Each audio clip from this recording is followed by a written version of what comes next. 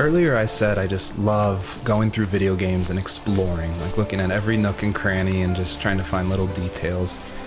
And I think that started because in middle school and high school, I would make mods for my favorite games, namely Jedi Knight, Jedi Outcast, and Far Cry.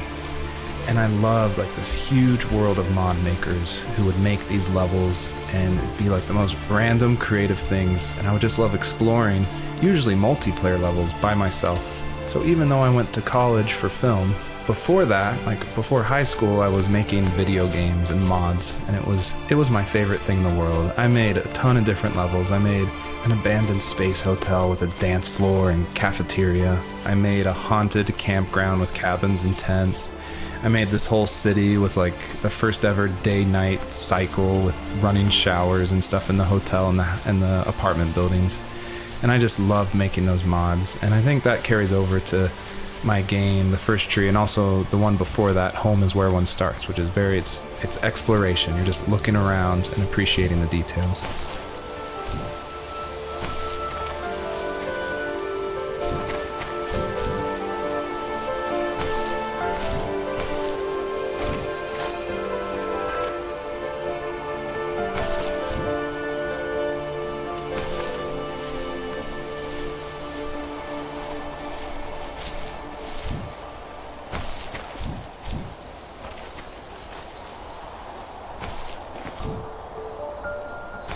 The perpetrator stood nearby, unfazed, like nothing was wrong.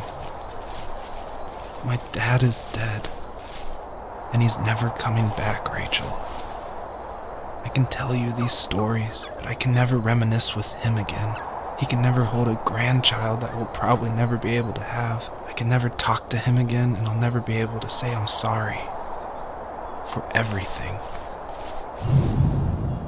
It was really important to me that the wolf in this story that takes the fox's cubs, that it wasn't explained at all.